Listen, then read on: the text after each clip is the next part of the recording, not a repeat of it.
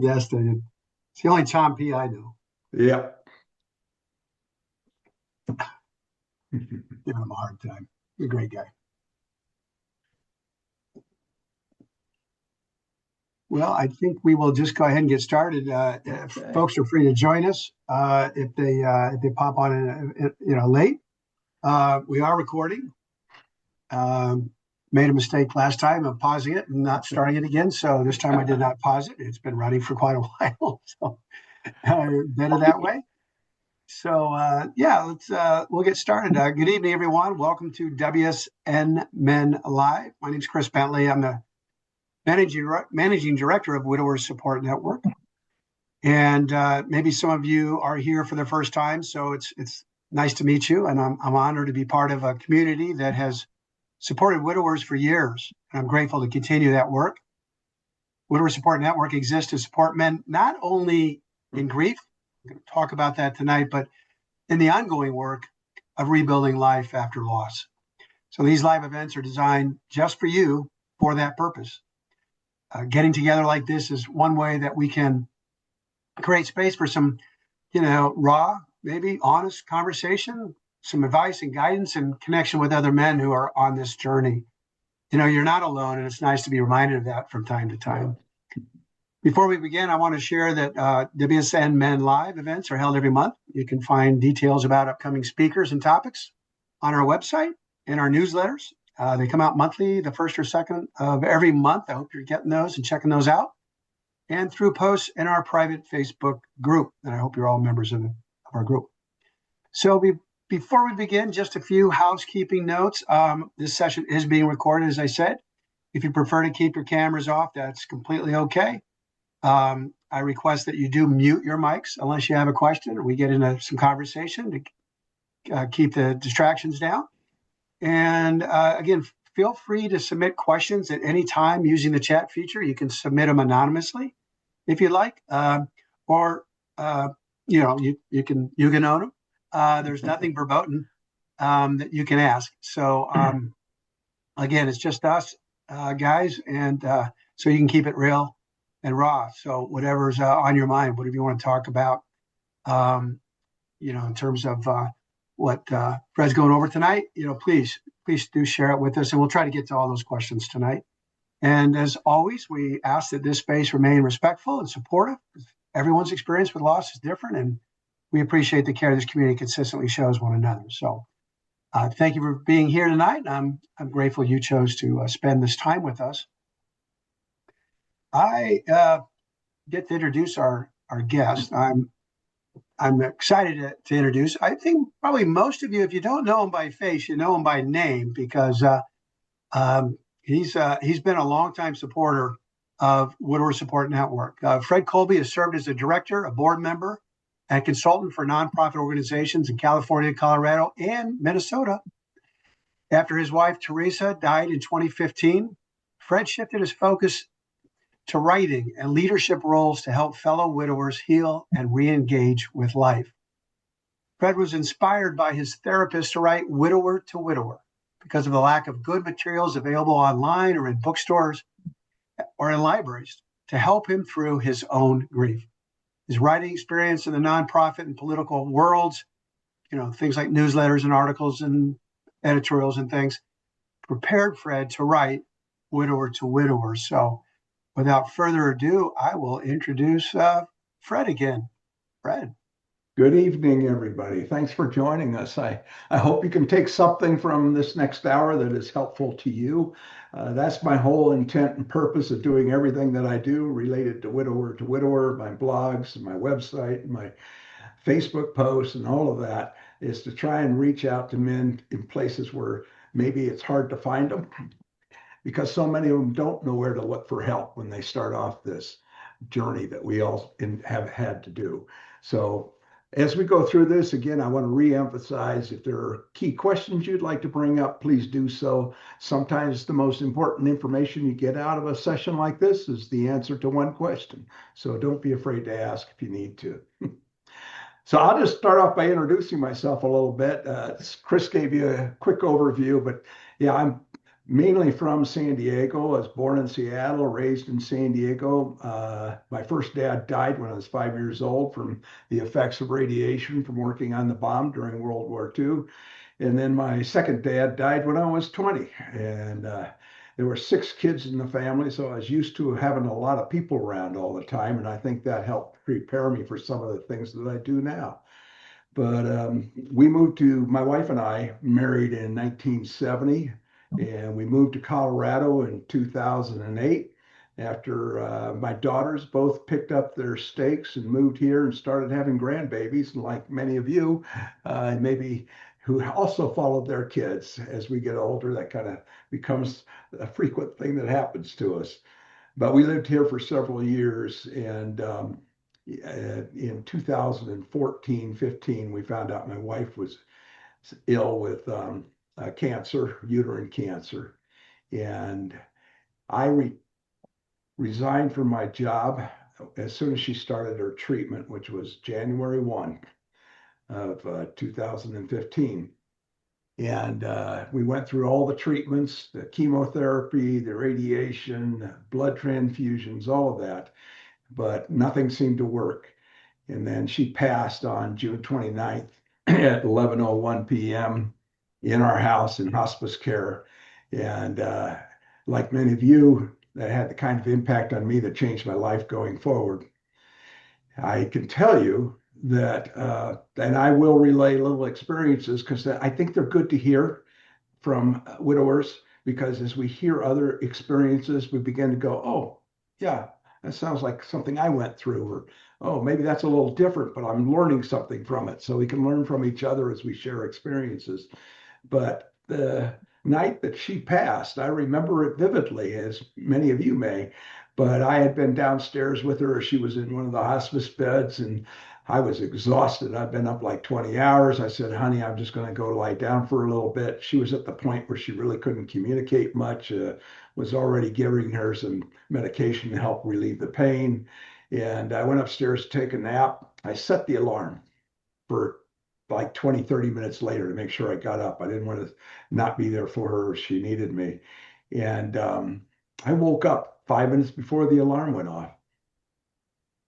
Right then and there, I could hear that something was different. I knew it was different. So I ran downstairs, and she was in the last few minutes of her life. And as I said, you could hear her taking her breaths in, but she didn't have any breath to give out, which for me kind of told me that she didn't have anything left to give this world. And I was very fortunate that I was able to sit there and stroke her arm and tell her I loved her, tell her that I was going to take care of the kids and all that, and support her till that last minute. And then to be able to call the kids and have the 2 daughters come over and be with her for a little bit after she passed before I called the service to come and take her body. It was, as you all know, a very painful experience, but it certainly makes you stop and reevaluate everything. So I continued to live in Fort Collins, and I was very fortunate because I found Pathways Hospice, and they had provided the hospice care at the house for me, the caretakers who would come in and work with you. And then I was very fortunate that I found a counseling services that were there at the Pathways, and they started you with a small group of 4 people or so, just kind of work through those first 4 weeks because you really don't know what's going on at that time. And then eventually into a larger group, and then eventually I helped start a men's grief group there. But that's kind of the background that sets up the rest of this evening, where I come from and why why I'm doing what I do. Brett, I was just curious, how old were your children when this your Theresa passed? Let me see. They would have been 40 and 44. You do not look that old, sir. Oh, thank you. Yeah. We had a 45-year marriage after both being around 20, 21 years old when we got married. And I was very fortunate to have such a great wife with me so many years. Well, so from that, I mean, it's a big leap to ask you this next question, but we're talking about widow to widower, and you literally, I think, just for Widower Support Network, have written well over 100 blogs. You continue to write profusely. I mean, at least every other week, if not every week. And those are, if you're not aware, those are posted on the men's Facebook group and on the website. So if you're not checking those out, you really need to. They're short, they're quick reads, they're fantastic. There's so much. They're just packed with so much advice. But that's not how you started out. Somewhere you took this giant leap from this painful place you were into writing a book to help Right. others. That's quite a transformation. Can you tell us a little bit about how you got there? Yeah, it was while my wife was still alive, she had many, many friends. So often that's true in the married couple. The woman has a whole bunch of friends, and the guy's lucky if he's got one or two, right? So she had a whole bunch of friends, and I was going like, how am I going to keep everybody informed of what's going on? I could not be spending all my time on the phone, and I didn't want my daughters to have to spend all their time on the phone explaining what was going on, answering questions about when they could come and see her and all that kind of stuff. So I found a group called Caring Bridge, uh, which is a wonderful service that allows you to have a very compact group of people that are getting the information when they need it in a timely fashion, but you don't have to call each one. It's like a Facebook post to a very select group of people, and they're able to reply back and send supportive messages and things like that.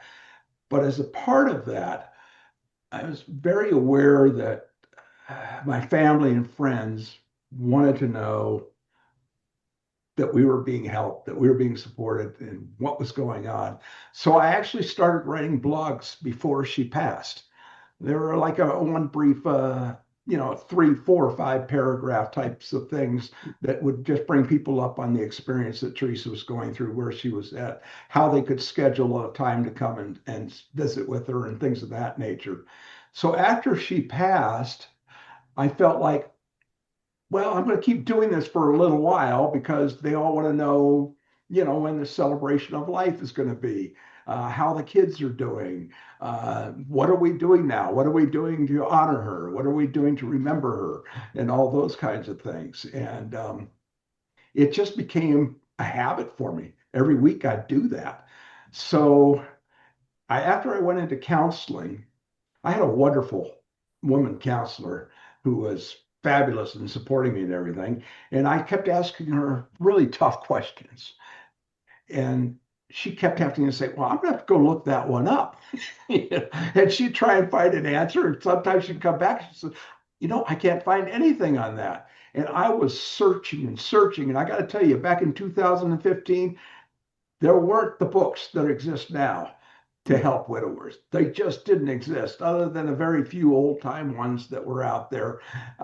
There just wasn't much out there. It's really hard. You could find articles, but they were written by PhDs and doctors and things of this nature. So they were very analytical and not warm and fuzzy, and really didn't get down into the nitty gritty of what was going on with your experience.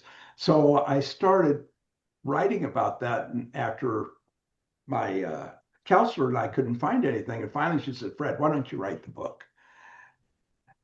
You're a smart guy. You can do it. And I thought about it for about a week or two, and I realized I could do it. And I had to start with the blogs. The blogs I had already written were a good base for me to work from. And so that kind of launched me onto writing the book, which turned out to be a 5 year journey, because I wrote one book within about a year. And I kind of like worked with one person and my sister, who was a counselor herself, and the counselor that helped me would edit it for me as well. And put out the first book about a year and a half after my wife passed. But about 2 years later, I started going, it's not good enough. I got to do better than this. So I went back and spent another year re-editing, adding, deleting, and put that one out. Then about 2 years later in 2021, I realized I still had more things to say, more things to add to it that covered experiences that I was hearing from my fellow widowers who would talk to me through the website and through my Facebook posts and things of that nature. And so I added about 60 pages to my revised edition and produced the second edition, which has now been the same as then since 2021. And it's done very well. But it was, yeah, I kind of grew into it, Oh, but I had written 200-page grant applications, so I knew what it took to sit down and really dedicate yourself to writing something serious. I did a ton of research. I mean, a ton. I talked to a lot of people, and the final coup de grace was I had started the men's grief group at Pathways. So I had a group of men who were just feeding me this wonderful information, sometimes confirming my experience, sometimes giving me a new view on experience. So I just was able to fold in everything I learned from that, my research and my own experience into the book. so I mean, it was both purposeful but also therapeutic. I mean, Yes, you're writing and giving, but you're also getting back from not only the input and the brotherhood with the other guys that are you're work with Pathways, but right. could you speak a little bit about the therapy of journaling? Just keep it simple. I mean, Sure. nobody here has to go out and write a book to feel No. better. But what about journaling? How does that play into recovery and grief, which we'll get into in a little bit here?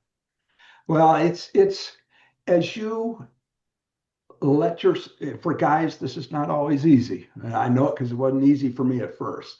But as you become vulnerable and willing to write down your thoughts, it could be a paragraph a day. It could be a page a day. You may get ambitious and start writing chapters like I did. But if you only write a paragraph or two a day saying, this is what I'm feeling, this is what I'm experiencing, what do I do about it? Maybe you talk about, well, I went and talked to my counselor and she pointed me in this direction. I learned something because I will tell you, my books, 10 years later, I can go back and read a paragraph from that book, one especially about when my wife passed, and I still tear up and I still go back to that moment. I'm feeling it as if I'm in that moment. And my brothers, that is one way you remember, honor, and love your wife is to go back and be able to hold on to that without taking it with you into the day. But it's something that we need to do occasionally, still, even 10 years later, to remember, honor, and love our wife because she was such an important part of our life. But uh, it allows you to heal. Every time you write one paragraph, you heal just a little bit. That's cool. I'm looking over to see if folks are. I'm curious. I should set up a poll so we could poll folks and go, okay, how many of you are in a position where you are today, wherever you are in your journey, that you might be writing as well. I just think, and I know from other men's groups that I've been in for nearly 20 years now that journaling, a gratitude journal I've been keeping for years. Those things are Yep. therapeutic, and you don't even realize it. All of a sudden, you realize some months down the line that you feel differently about things, and you're not even sure how or why, but it does happen.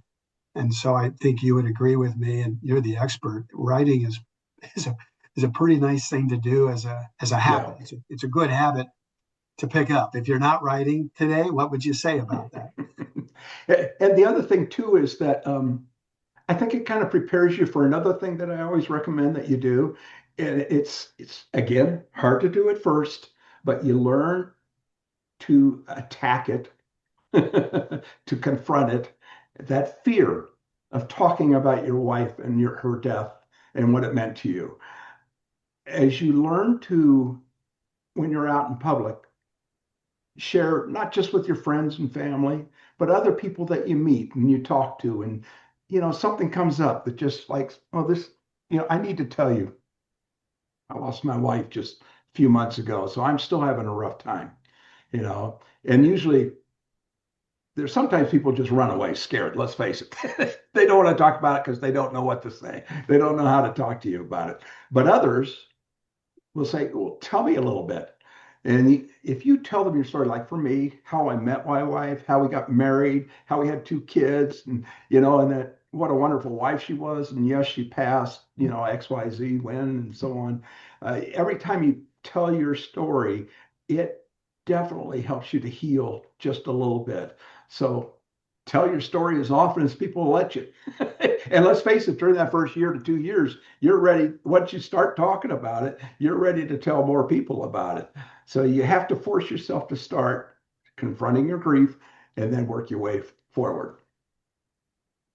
Yeah, Tom, Dolph says I write often, and Tom, I've written articles for WSN, members Yes. only for a few years, and he said I promised Chris to start writing again. I encouraged him, and we wanted to hear from Tom again. So thank you, Tom. Yeah. Um, you mentioned a woman counselor, and and maybe you had men too, but obviously, she was very helpful and even helped edit your book, which is really cool. I didn't know that part of your Yeah. story. Do you think there's a benefit having it? Does it matter if you have a male or a female counselor? Yeah. Or does it just depend on the counselor? I mean, you get a good one or you don't. It doesn't really matter what the Yeah, gender is. that's probably the more important factor. Honestly, when I started looking for therapy, I thought I wanted a male therapist, and but there were none at the place I was at, Pathways. They were all women. So I ended up with a woman, and I got to tell you, she was fantastic. And I've heard tales from so many other widowers who went through similar circumstances and said they had a fabulous woman therapist. So don't be scared away from them because you think maybe they're too nice, too empathetic, but you know, we need a little support and loving. And a woman is able to do that a lot more Yeah. openly than a guy can. And the one thing I'll warn you about, though, is I can't tell you how many times guys fall in love with their therapist because let's face it, we're desperate for female contact. We're desperate to have a woman in our lives. So they do kind of fill a need on that as well. And you really have to, I know I had to check yourself. For example, I had to go pick up my grandkids at the daycare center where they were at. And the woman that ran that place was just the sweetest, nicest woman you'd ever want to meet. And when I'd go in there, she'd just run up to me and give me the biggest hug and let me know that she was loving me and everything else. Well, I don't know about you, but sometimes when you're in that early stage, you think, oh man, she wants to have sex.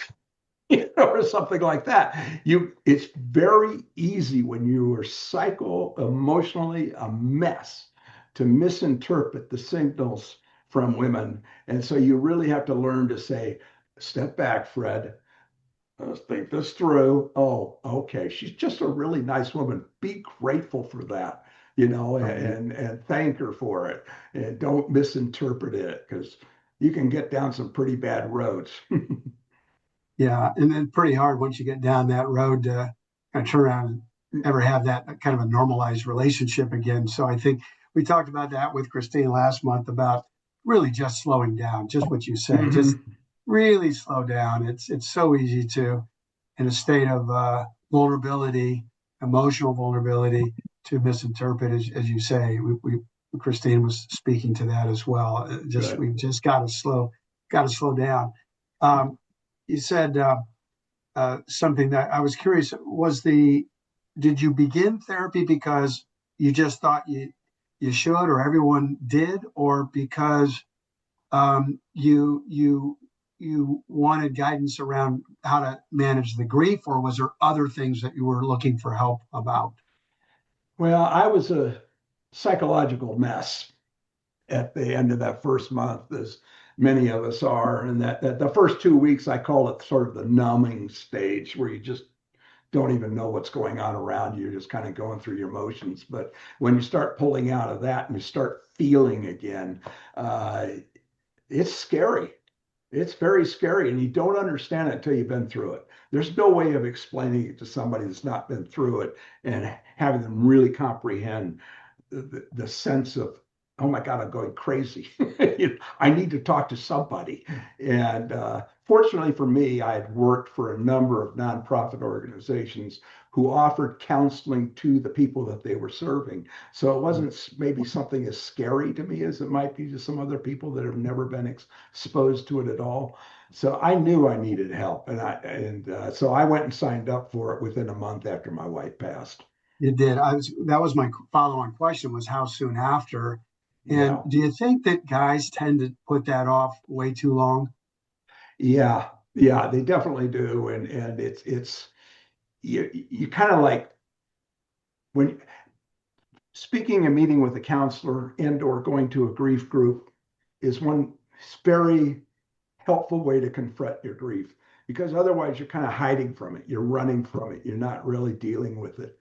And if you don't, it's too easy to sink into the morass of self-isolating in your home and possibly falling into drug or alcohol abuse or even taking too many sleeping aids. That's another thing that can become addictive over time.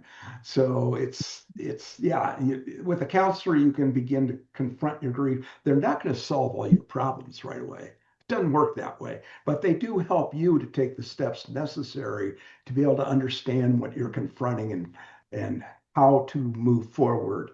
I'd love to tell one little experience that I think epitomizes the extremity of what I went through with my counselor. So about a month or two after I'd been going to her, I had to go to the dentist. I'm sitting in the dentist chair, and the dental hygienist comes in, and we're talking a little bit, and I notice she's really sad. Something's not right. And I asked her, I say, what's going on? Is something happening to you? And she knew my wife had passed. So I said, something happened to you too? And she goes, I just getting a divorce. My husband just left me. Oh my God.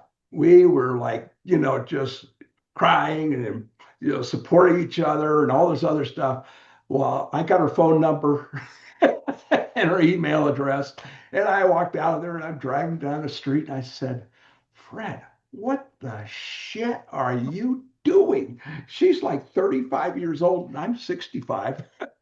So I knew it was kind of ridiculous. I said, man, I am going off the deep end. I got to pull out of this. I went to the therapist like right away. And she and I were rolling on the floor laughing. That's how crazy it was because it was so absurd, you know? So she helped me to face it. And I said, what do I do? I can't be like this. I can't be falling in love with every girl I meet. And she said, Fred, I think it's time you start dating. So this was, I think it was about 4 or 5 months in. So I had not even thought of dating, but I started looking at it. And that's when I signed up on some online dating services and started going through all that stuff for the next 6 months. So, That's another story for another day, your yeah, dating life. But yeah, that is.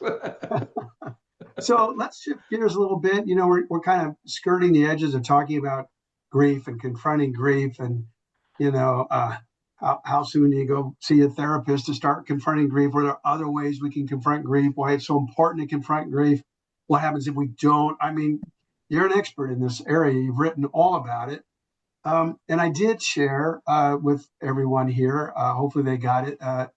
The sorry, what do you call it? You call it the grief, the Greek guide, phases. yeah. Yeah, the grief guide. So I did share that with everyone, Good. and I don't have. I mean, I could pull it up and share a screen. I don't know if you have it. If you Uh, want to let me share, I can sure. pull it up. Yeah. I think I can let you share. Yeah, there we Let go. me Let me just bring make the sure. right one up. Let me get it here There. Is that up for you? in the chat. Let me just make sure that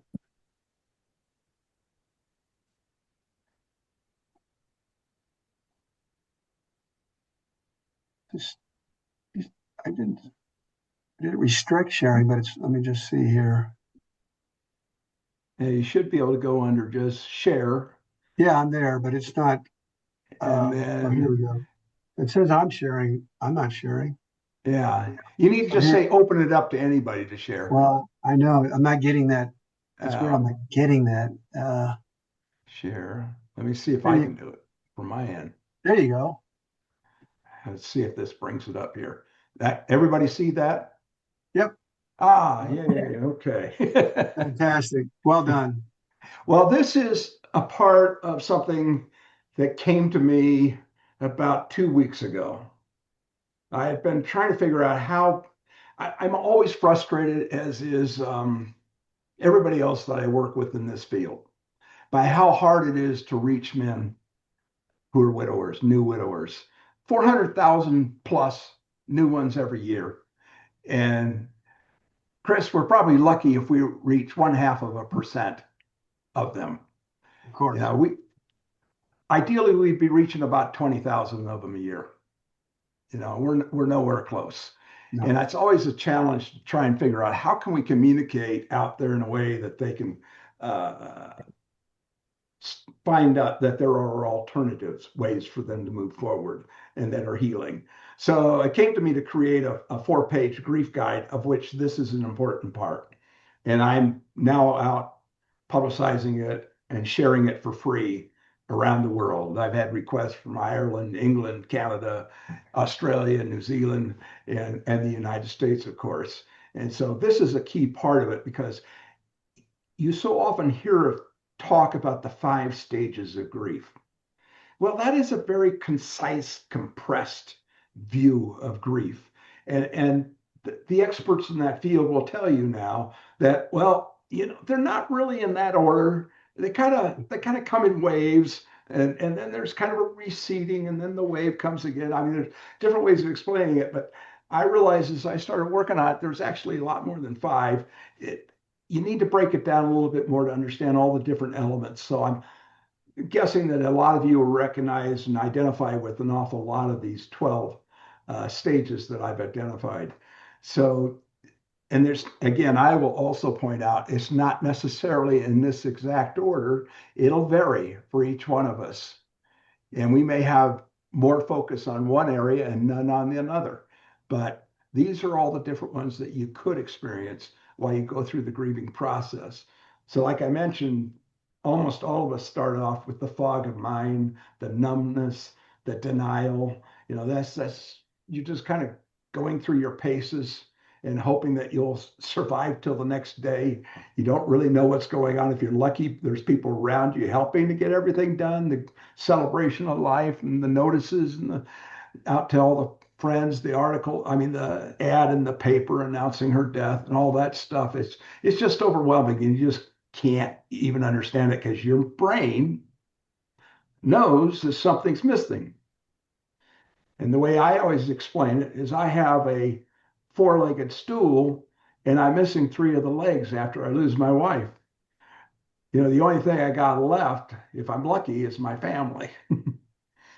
So it's a difficult period and it's very hard to get anything done during that. And it's very hard to say, confront it. It's not one that you can confront.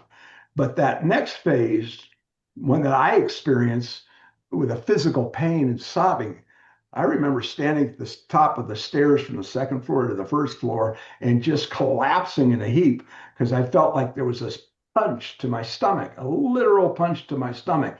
It was very painful. And I had started sobbing like I've never sobbed before. So the way I confronted that eventually was that I'm going to stop fighting it. I'm going to welcome it.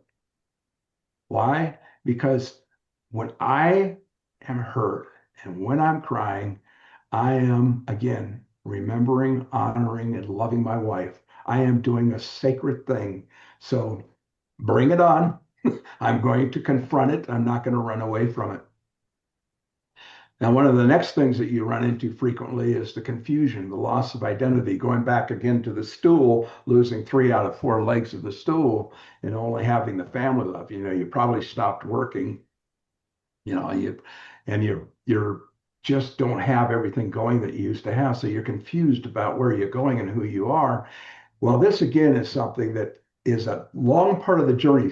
Starts from number 3 and works its way all the way around to number 12. You are always going to be working on this loss of identity and trying to figure out who you are again.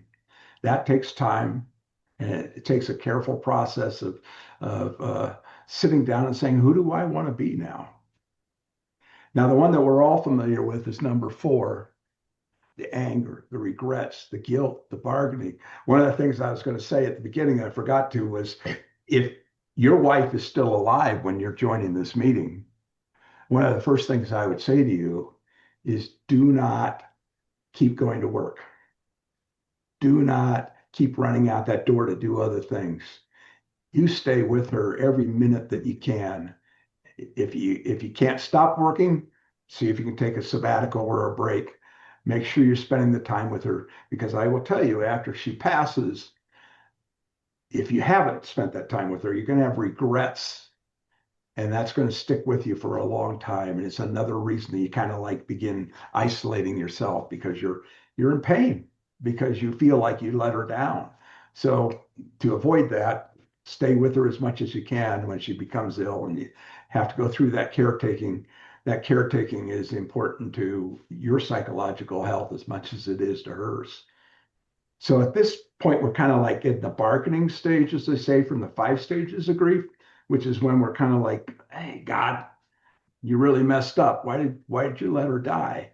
Can't you bring her back? This doesn't seem right. So you're kind of like bargaining with God or whoever's around you and trying to make things right. But it takes a while to realize you really can't do that. It's a long, slow process. And then the isolation.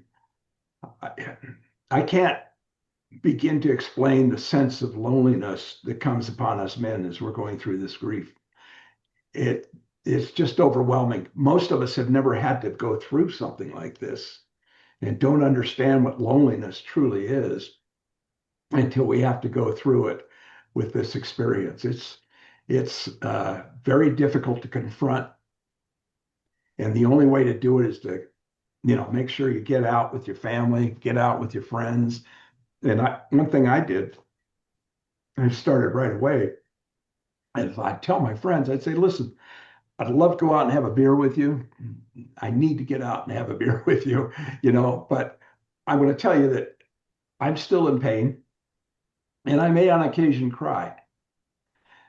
So if you're okay with that, I would very much appreciate it, if you join me. And so I got to the point where they were calling me and we'd set up these meetings, but I understood one thing, and that was that it wasn't up to them to call me.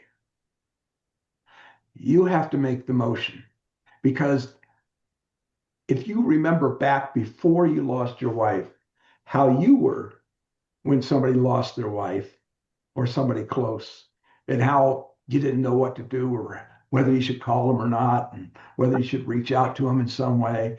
Well, our friends are the same way. So in order to overcome that hurdle, it kind of helps if we reach out to them. Now, if they don't respond, then forget them. Stick with the ones who are willing to respond to you and go out with you and help you kind of begin to get acclimated to this new you a little bit and begin to get comfortable with being out in public again with people, because you're going to have your moments. The classic one for me, I walked into Safeway. I was going to pick up a big giant roast to cook for everybody for July 4th, I guess it was. And I looked ahead, straight down the aisle. I could see the meat counter. There was an Asian woman in a butcher's outfit standing there. I don't know why. Something just said, go talk to that woman. Go talk to her. And I went down there and I asked her, I said, I just felt like I had to open up to her. I said, I just lost my wife. I'm trying to prepare a good dinner for my family on July 4th. I'm trying to show them that I'm still here. And she said, don't say another word. She went in the back, spent about 15, 20 minutes carving out a beautiful piece of meat for me and brought it back to me. But that willingness to be able to reach out to somebody, I remember that exactly as it occurred over 10 years ago. So you will have those moments with people and you find out that people do care and that they do support you if you let them.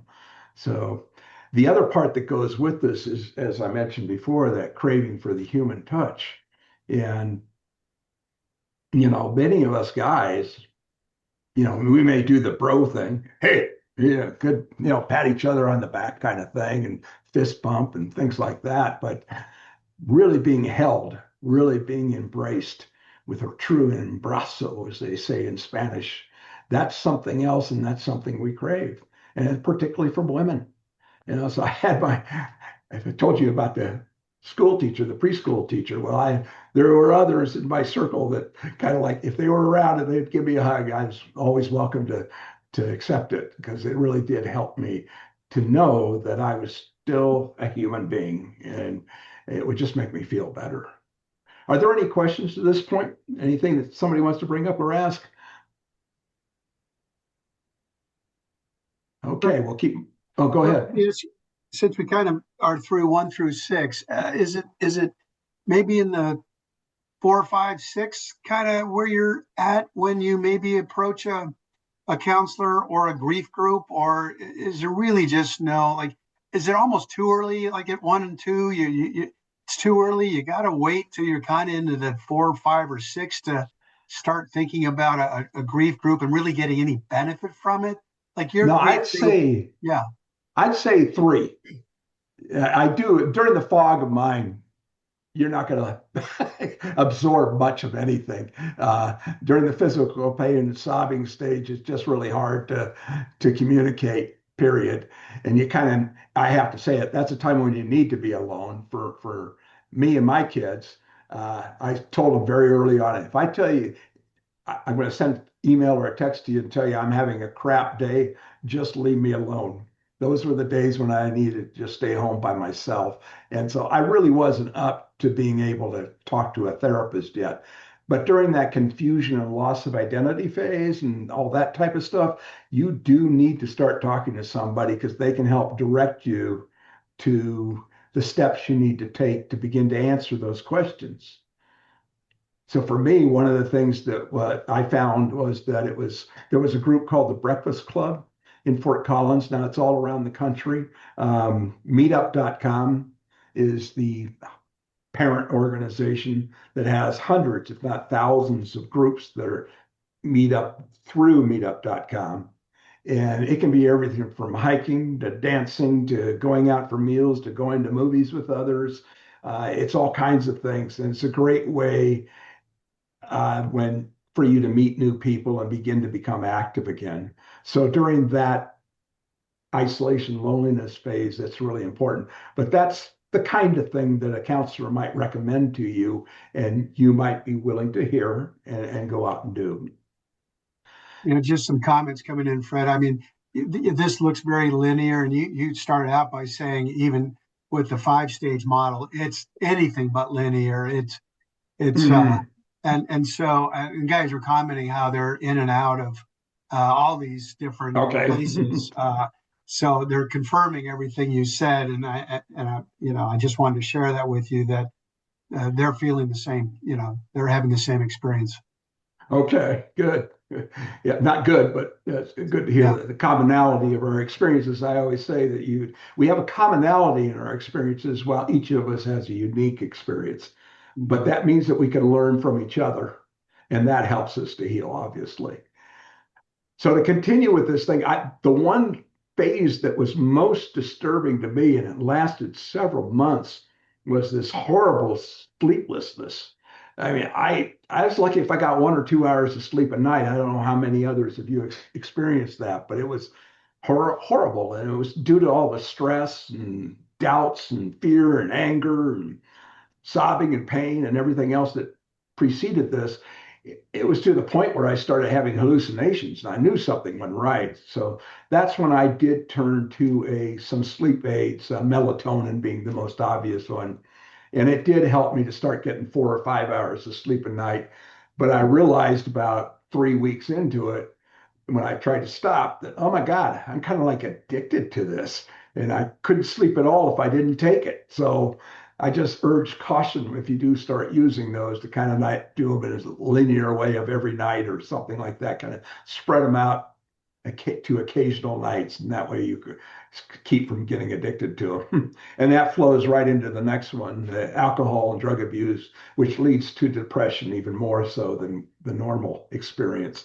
But for me, I learned very quickly that I could not have more than two glasses of wine or more than two beers because I would start going into the deep self-pity morass type of thing where you're just sitting there watching TV and crying and you're just miserable. So if you have more than two drinks or more than two joints or whatever is your preference, there's a chance that that'll lead to real depression, and that's even harder to come out of. So I encourage people to try and find what their cutoff line is, whether it's one drink, two drinks, probably not more than two, to try and manage it and still be able to like go out with your friends and have a beer or a glass of wine and not feel like you're going to fall into a sobbing mode right in the middle of a dinner with some people, which is kind of embarrassing when it happens. So I encourage you to really take a hard look at yourself and where you're at in that process. Um, Counseling, grief groups, again, this can happen all the way back at number three. But I found that going into the groups was helpful at first, but then I went into the second group, which was about anywhere from 16 to 20 people, of which 18 were women, which was fine for a little while. But after a while, I was like, oh my God, there's women that have been in here for 2 or 3 years and are still grieving like it was month one. I was going, this is not for me. And I'm not hearing from other guys, it'd be like one other guy in there. And you really didn't get to have the exchange of what our experience was. So I went to the management for Pathways and said, can we start a men's grief group? And they said, sure, we'll back you up on that. And they provided the facilitator for the meetings, who was a guy. That was one thing I think it should be a guy facilitating the meetings if possible, because you want all the participants to be able to ask any question, volunteer any experience, and be able to share everything because there is nothing that can't be brought up and have a discussion about that doesn't help all of us, right? So we started that group and it went from like 3 or 4 guys at the beginning. And when I left after a couple of years, we were having like 15, 16 guys at every meeting. So it was very rewarding. And the thing that I always kind of mention is that at the beginning of the meetings, when a new guy came in, I could always tell how he was going to react. They would put their arms folded like this, and they would lean forward and kind of look at the floor. And it was kind of like they're saying, "You're not going to be able to help me. You know, this isn't relevant to me. I don't want to be here." Well, by about halfway through the meeting, they were open. They stopped having their arms folded up and they started contributing. And by the end of the meeting, they would usually tell me on the way, I'm so glad I came tonight. So if you haven't joined any men's grief groups, either in person or online, I encourage you to do so. The sharing that we have on the Widower Support Network is a critical and important step, and it's wonderful to be able to put any problem out there and get 20 replies within an hour and a half, kind of thing. But there's also the value of being in person in a room with other guys going through the same thing and hearing from them personally, what they're going through and how they're dealing with it. And then they have the other guys, which is kind of nice because, we all are in the fix it mode so often. Well, when you're in the group, you don't always have to be in the fix it mode. You can share your experience, and that may help the other guy to solve his problem. But you don't have to say, well, you know what you need to do.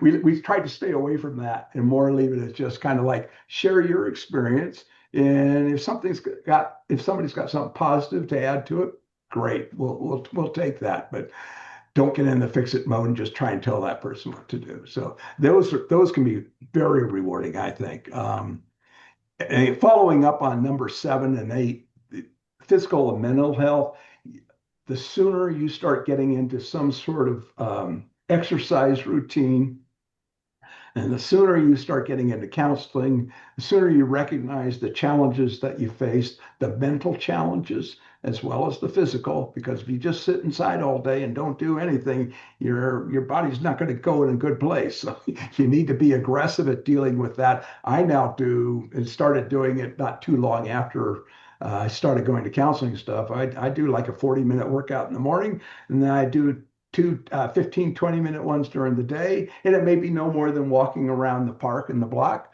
or it may be working out on a bike and a rowing machine and running machine and walking machine and all that kind of stuff, treadmill. So there's a lot of different ways to do it, but try and get into a routine where you're doing it regularly.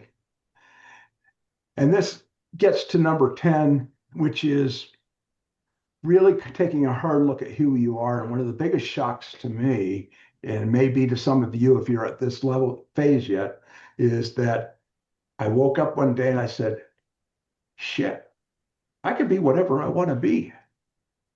I can go back to work. I can start writing a book. I can go out and go dancing. God, I hadn't done that in 15, 20 years.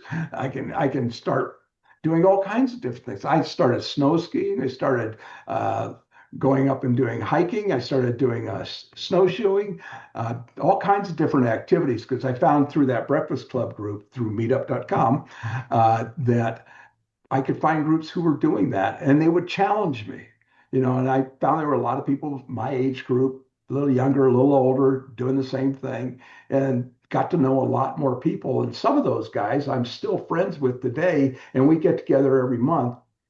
There were 6 of us at one point. One had to move away, and we still get together every month, and it's like a clockwork. We get together no matter what because we rely on each other, so that's very helpful. So you may end up doing completely different things, or you may return to what you did before. But I will add the caution here that there's that no-go period the first year where you do not want to make any major decisions unless you absolutely have no choice in it, because there's a good chance it'll be a bad decision.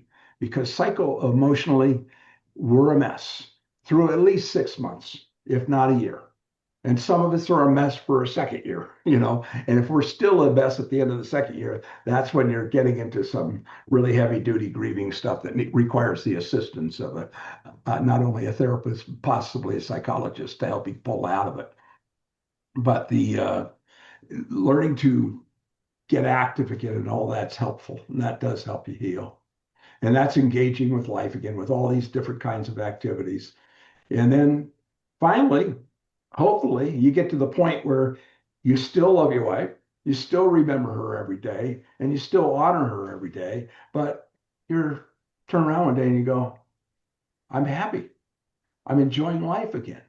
So you can get there. I'm not going to say it's easy. It's not. It's hard.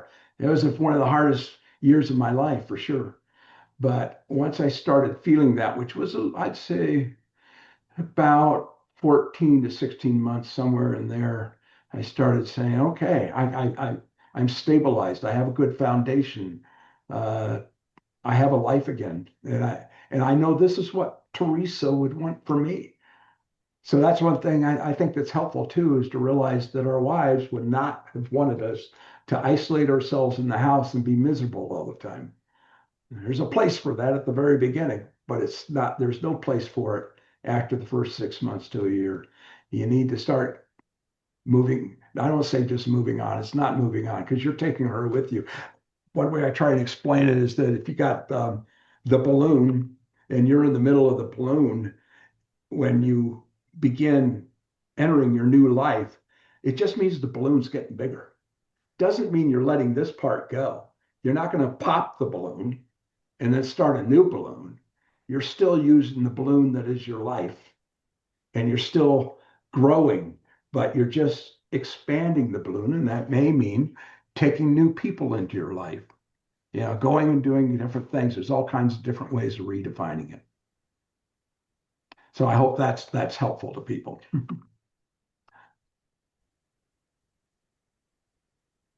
I think that's awesome. And I think I loved everything that you said. And one, there's been some conversation, which is great, talking about getting out of nature. And just, I think it's hard to be sad when the sun's shining on you and you're hiking through a Yeah. beautiful forest.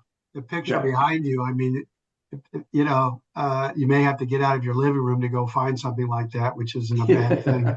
I think to your point, it does have some therapeutic effect, just being out in the sun and with nature. So, Which does remind me, I forgot to tell one very brief story. It was during that first physical sobbing phase.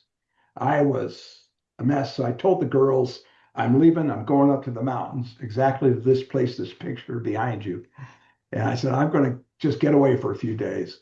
Well, I got up there and I would go outside and I could yell at the top of my lungs, not worry about disturbing anybody or sending for the ambulance or anything else.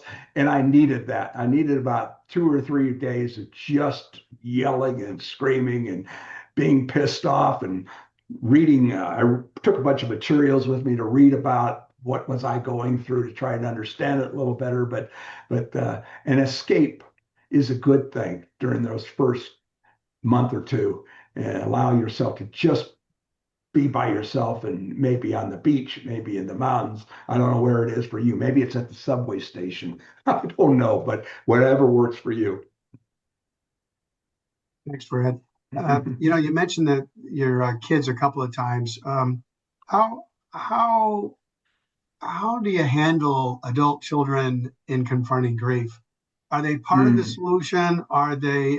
Do you hold them kind of at bay? Are they always sort of worried about you? And at what point do you put their minds at rest? I mean, sure, you may have young children. There's some guys here that may have some younger children, but Right. in your situation with adult children, which is more typical, how do you confront grief with them? Yeah, I recognized right away, and I think this is important, that you acknowledge there are people around you who are suffering just like you are, and they need love and support just like you do. And I'm the father, for God's sake, you know. And what would my wife be doing if it was me that was gone instead of her? And I realized that I had an obligation that, and that's one of the things that pulls you out of the fog of mind and the numbness is knowing that you have an obligation and some things that you have to do. So I reached out to them regularly and I let them know that they could check in on me every day if they wanted to, which they wanted to do for the first month or two because I was a little crazy then and they knew it, you know. But they're having my support and me having their support. I mean, that's where you start from, man. It doesn't get better than that. And that helps you to get a little bit firmer foundation to start doing the other things you have to do. But we kept that up. And the grandkids, they didn't know how to react around me at first, but I just embraced them and loved them and knew that I was going to have to be a good grandpa, doubly good grandpa going forward to make up for the absence of Theresa. Yeah, did you feel you had to fake it sometimes, though, just to put on the happy face? Oh, Is that just part of the responsibility? Is not letting everything on fall off of you into their laps because you. But I mean, at the same time, how do yeah. you deal with that? Yeah, I never felt I had to fake it with my girls. We were pretty open with each other, but I know that the most common question that drives men nuts, widowers nuts, is, well, how are you doing? And you're going, oh, you're only the 50th person to ask me today that doesn't really want to know the answer. So you you learn to just kind of say, I'm moving on. I'm moving forward. I'm just existing for now. Yeah, you're not going to sit down and go into all the detail with those people unless it's someone who's genuinely interested, and that's the times when you share a little bit and heal a little bit by sharing. One last question we barely have time for, but we're gonna try to squeeze it in there because I said we would. Okay. But uh, and this is slightly maybe off topic, but not really. What does a widower do with wanting the physical connection with a woman that you talked about, but not wanting any kind of relationship? Like, how Mm, do you? Where's that boundary? That you don't. yeah. Yeah, I think that's a good question. Kind of Yeah, tough and one. I know guys who have fallen into a very temporary relationship, let's call it that, and who regretted it seriously afterwards. Uh, I also know guys who have had a temporary relationship who felt like, I needed that. I'm ready to move forward now. Not feeling like they just wanted to go from one woman to another to another to another. It was the one-time need that satisfied something in their self. So it's when I started dating again seriously, I had to, like I mentioned before, constantly remind myself that I don't know where this is going. She doesn't know where this is going. So just don't presume too much, Fred. Just take your time. There's no reason to rush. I can't tell you how many guys get married in the first year after losing their wife. And I will tell you that at least 50% of those marriages fail within another year. So, and largely that's for making a decision way too early during that first year when you have a no-go period. So you have to be careful. Thanks, Fred. Could you go ahead and stop sharing? I couldn't get that back from you, Oh, just so we can sure, get. sure, sure. Thank you for sharing that. I think it's great work, and hopefully the guys found it helpful. But we'll wrap up here. It's 8 o'clock. I really appreciate it, Fred. I thought it was great stuff. I heard things that I hadn't heard before, and hopefully others were able to learn Yeah. from you, guys. Thanks for the discussion and the questions. You can always reach out to Fred directly. He's just a fountain of information. And so I hope you really enjoyed tonight, but also know that tonight, maybe just to start, right, you can always reach out to WSN or to Fred directly. So thank you again, Fred. And I'll just close it quickly here. Let's see. Let me just look at my notes. I want to make sure that I don't miss anything. I think we're pretty good. I am going to, I know what I wanted to share with you. You are going to receive a brief survey by email, just a few quick questions. So your feedback helps us continue to shape these conversations. They get a little different every time. We learn a little bit more about how to engage you and make sure you're getting something from this. So watch for that email. It'll probably show up tomorrow with the replay link.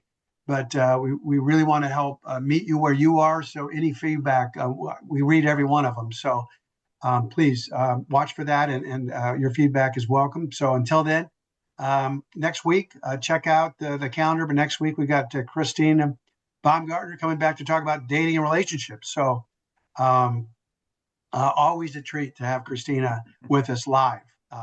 So I hope you'll sign up for that. And again, free for members. So come back and see us next week. Until then, take good care of yourselves, guys. And remember, you don't have to navigate this journey alone. So look forward to seeing you next time. Thank you. Good night.